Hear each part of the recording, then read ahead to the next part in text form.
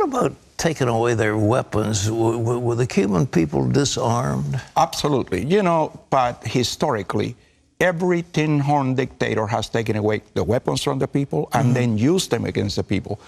Stalin did it, Hitler did it, Pol Pot did it, Mao did it, Castro did it.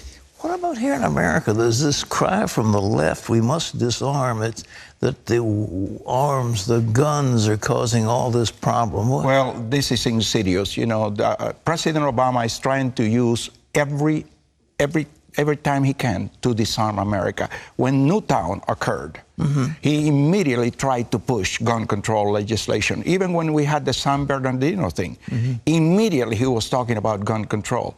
But, you know, if you take away the guns, the only guns they're going to take away are the guns of law-abiding citizens. Yeah. The criminals are not going to relinquish their guns.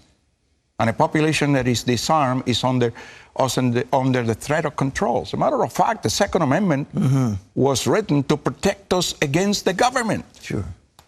What do you see the parallels between the United States and Cuba? If you wanted to warn people, you've written a book and you said it's the time for action. What action should we be taking now? Well, you know, we are where we are primarily because the church has been silent.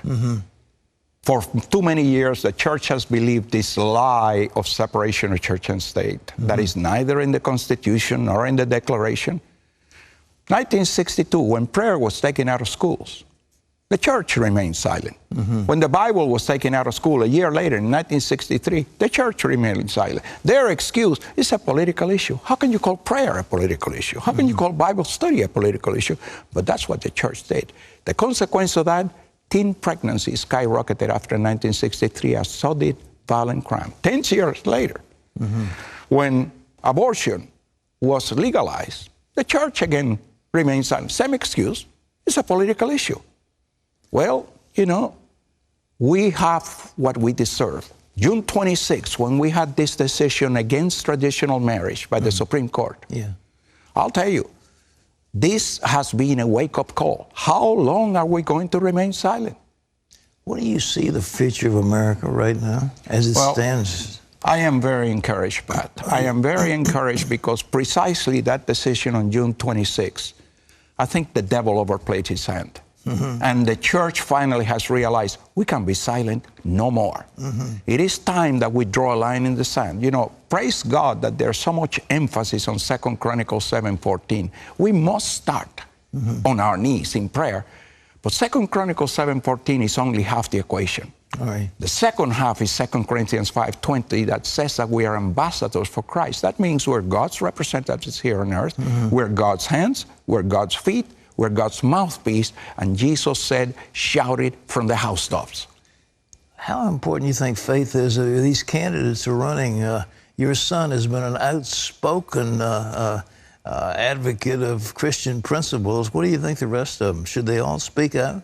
Absolutely. You know, my son said the other day, a man that does not start his day on his knees is not fit to sit in the Oval Office.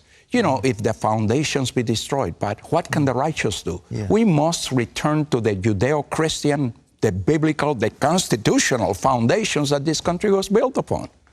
Otherwise, this country will be destroyed. What do you think of the debates that they're having? They've gotten so acrimonious. Well, it is sad that, you know, all these discussions and all these labels are just distracting from the issues. All it is distractions. We need to be talking about the issues that are facing America, which are very, very serious. Look at the tragic death of Justice Scalia, one of the most constitutionally sound justices we've ever had. And this could tilt the balance of the court. And like you said earlier today, this could be something that would affect America for the next 30 years. We don't have 30 years, Pat. That's right. Well, the Democrats are trying to force us to go along with an Obama nominee, which will tilt the court liberal.